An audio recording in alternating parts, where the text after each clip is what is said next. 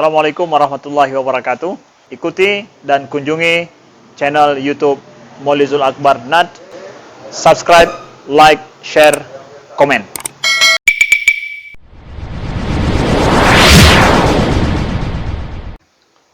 Assalamualaikum warahmatullahi wabarakatuh.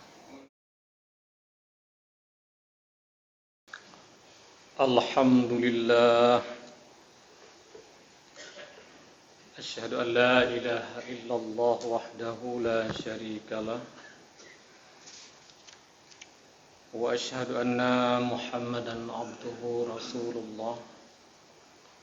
Allahumma salli wa sallim ala sayyidina wa maulana Muhammadur rasulillah wa ala alihi wa ashabihi wa mawalah amma ba'd. Ayyuhan nas, usikum wa iyaya bitaqwallah wa ta'atihi la'allakum tuflihun. Inna Allah subhanahu wa ta'ala qala fi kitabih, a'udzu billahi minasy syaithanir rajim. Qul ya ibadiyalladzina asrafu ala anfusihim la taqnatu min rahmatillah innallaha yaghfiruz dzunuba jami'a innahu huwal ghafurur rahim. Sadaqallahul azim. Puji syukur kita kepada Allah Subhanahu wa taala yang senantiasa mencurahkan rahmat dan nikmat kepada kita semua sampai pada hari yang mulia ini. Kita masih diberikan kesempatan, masih diberikan kesehatan, walau masih di dalam suasana pandemi, sehingga kita dapat menunaikan ibadah padanya. Berikutnya, rahmat dan sejahtera kepada baginda Muhammad sallallahu alaihi wasallam, keluarga dan juga sahabat beliau sekalian. Hadirin kaum muslimin sidang jamaah Jumat yang dirahmati Allah Subhanahu wa taala. Yang menjadi topik pembahasan kita mengisi wasiat khutbah pada hari yang mulia ini adalah taubat dan dosa serta hubungannya dengan pandemi dalam perspektif Imam Al-Ghazali. Hampir 2 tahun pandemi sudah bersama kita. Semua kita tahu, semua kita paham bahwa pandemi ini adalah bencana. Bahwa pandemi ini juga merupakan bala dan musibah. Namun bencana, musibah maupun bala tidak akan terjadi kalau tidak ada takluk kudrah dan irada Allah Subhanahu wa taala.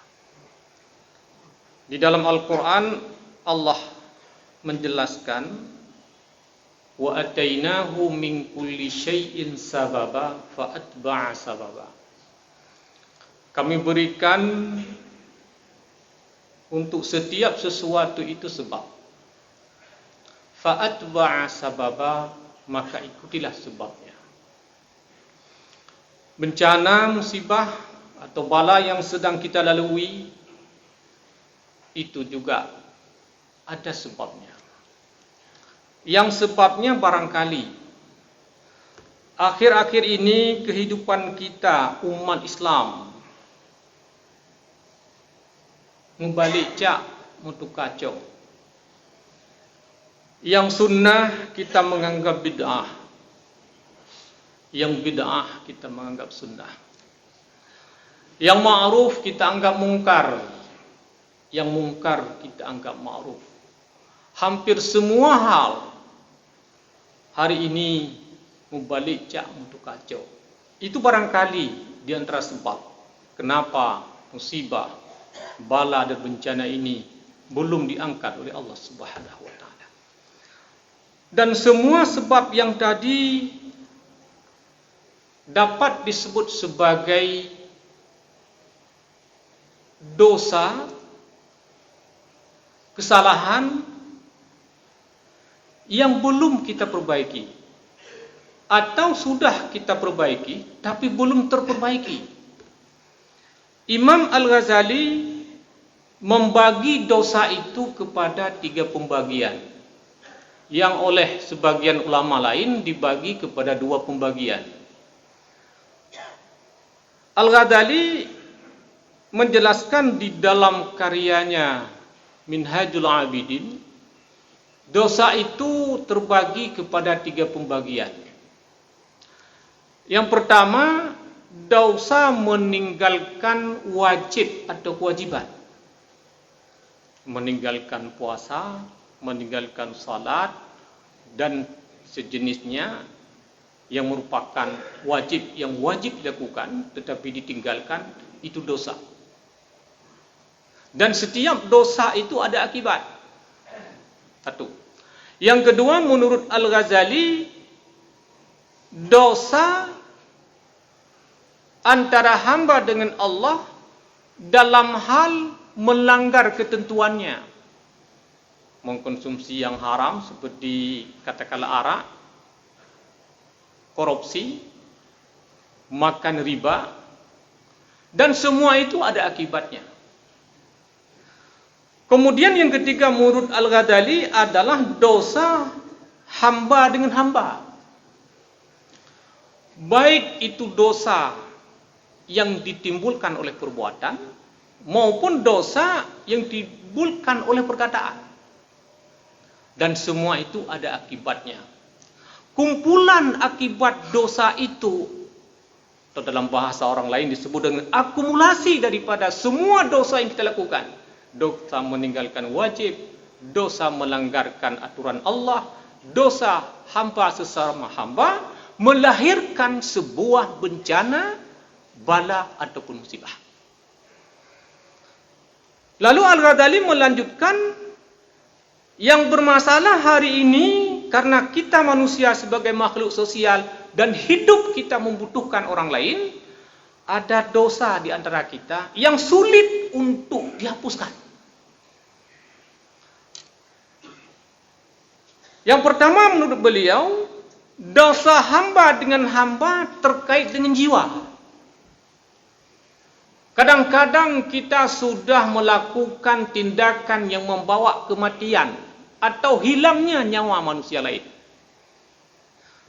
Nyawa atau jiwa sebenarnya bukan hanya nyawa dan jiwa manusia, yang apabila kita lakukan akan membawa efek baik kepada kita ataupun kepada orang lain.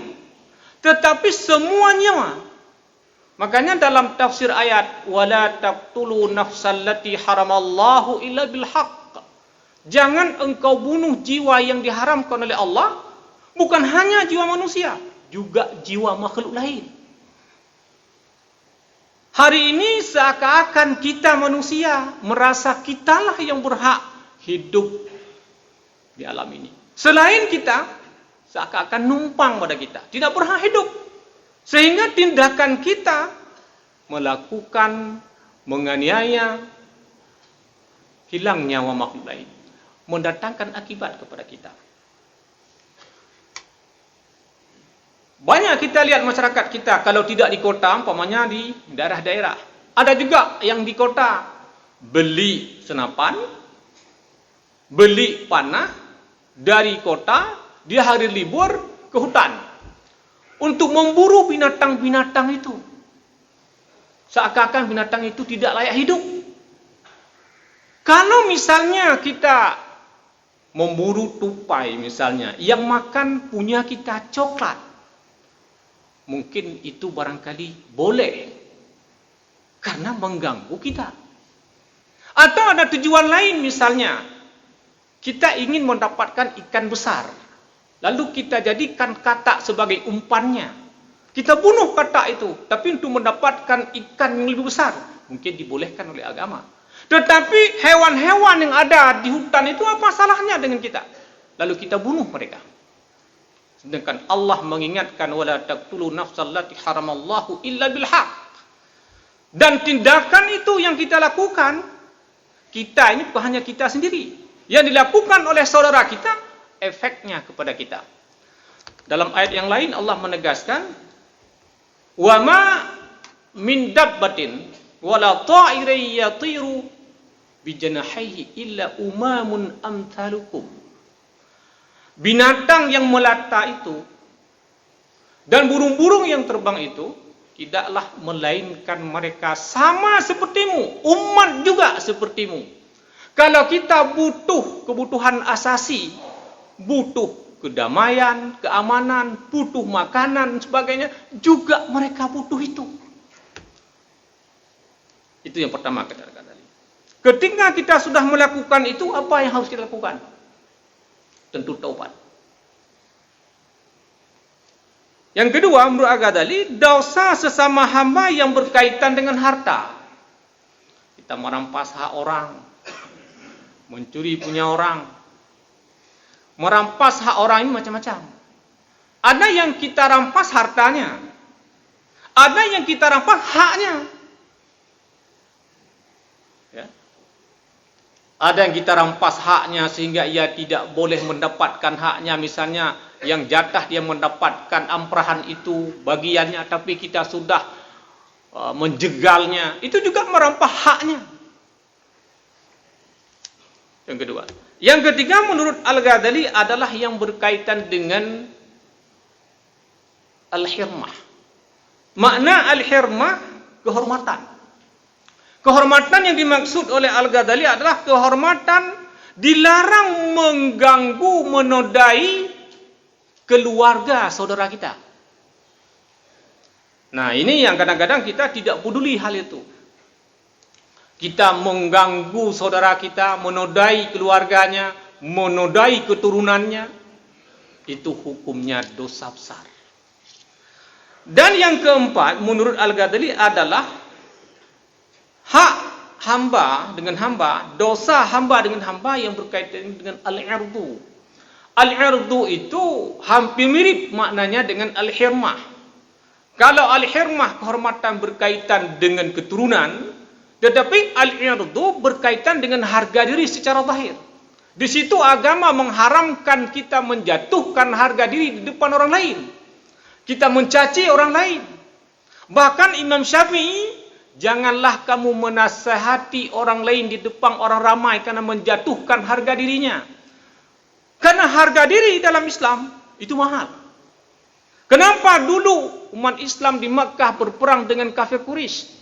Karena mengganggu kehormatan orang Islam. Apa yang diganggu oleh orang kafir Quraisy? Ketika wanita muslimat keluar dari rumah ke pasar, ditarik jilbabnya oleh kaum musyrikin. Akhirnya perang. Kenapa perang? Karena jilbab muslimat itu harga diri Islam. Makanya Al-Ghazali, Asy-Syafi'i mengatakan, "Lau alimtu anna syarbal ma'al barid naqasa min muru'ati masyarabtu." Andai kata aku tahu bahwa minum air dingin itu mampu mengurangi marwahku, mampu mengurangi harga diriku, masyarabtu, aku tidak akan minum. Begitu Imam Syafi'i menjaga harga diri. Dan yang terakhir kata Al-Ghazali adalah yang berkaitan dengan agama. Dosa hamba dengan hamba berkaitan dengan agama.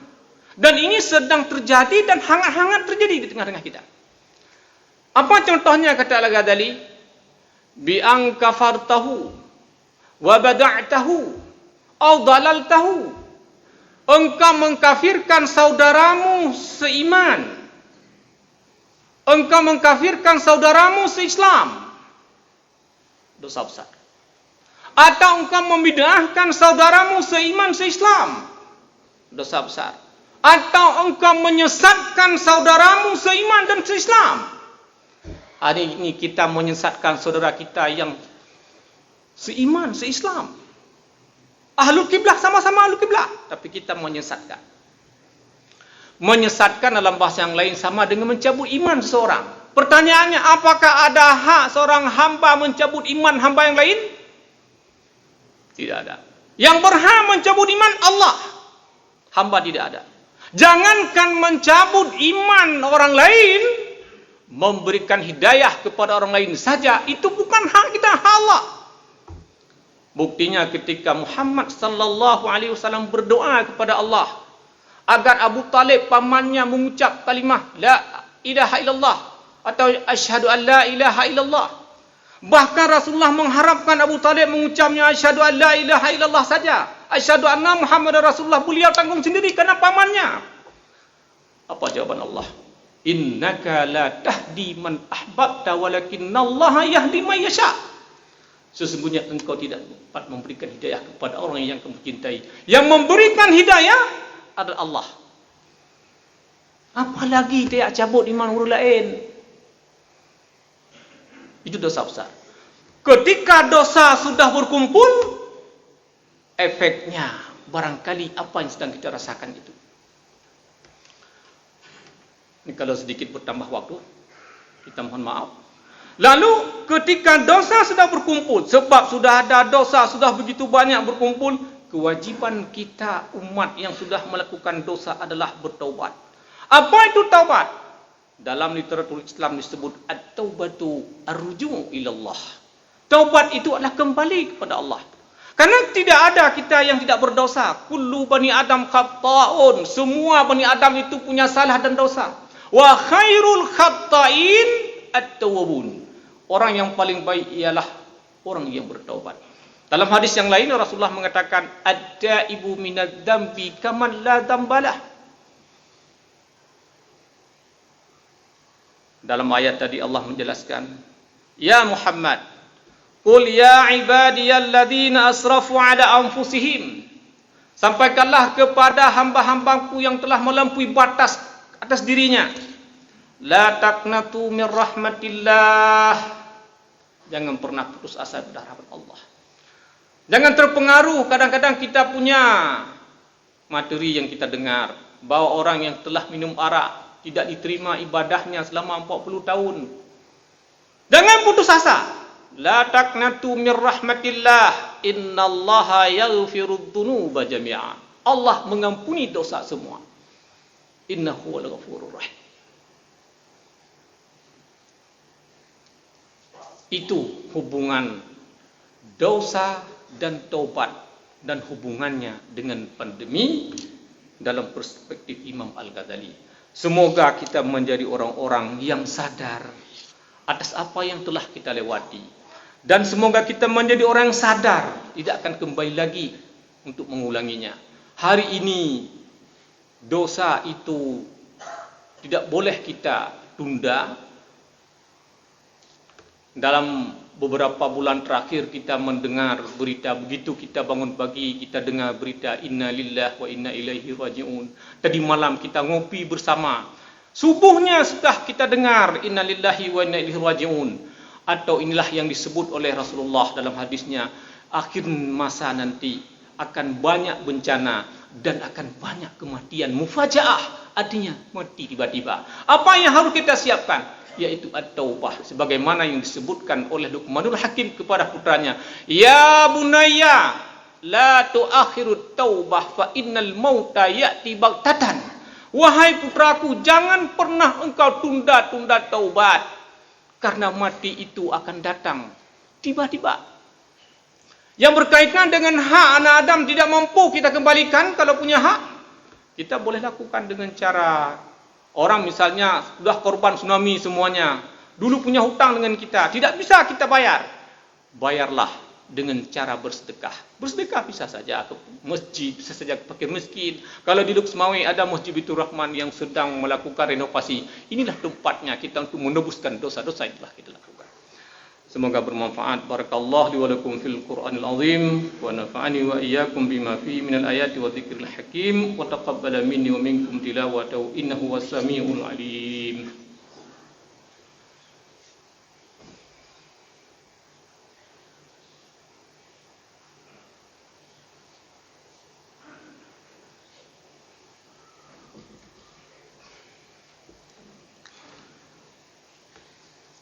Alhamdulillahi Rabbil Alamin. Asyhadu an la ilaha illallah wahdahu la syarika lah. Wa asyhadu anna Muhammadan abduhu rasulullah. Allahumma salli wa sallim ala sayyidina wa maulana Muhammad wa ala alihi wa sahbihi wa mawalah. Amma ba'd. Ayuhan nas, usikum wa iyaya bitaqwallah. وسارعوا إلى مغفرة من ربكم وجنة أرضها السماوات والأرض أعدت للمتقين إن الله وملائكته يصلون على النبي يا أيها الذين آمنوا صلوا عليه وسلموا تسليما اللهم اغفر للمسلمين والمسلمات والمؤمنين والمؤمنات الأحياء منهم والأموات برحمتك يا أرحم الراحمين اللهم يا محول الحول والأحوال حول حالنا حال الآشيين إلى أحسن حال يا الله إنك على كل شيء قدير ربنا ظلمنا أنفسنا وإن لم تغفر لنا لنكونن من الخاسرين ربنا آتنا في الدنيا حسنة وفي الآخرة حسنة وقنا عذاب النار عباد الله ولا ذكر الله أكبر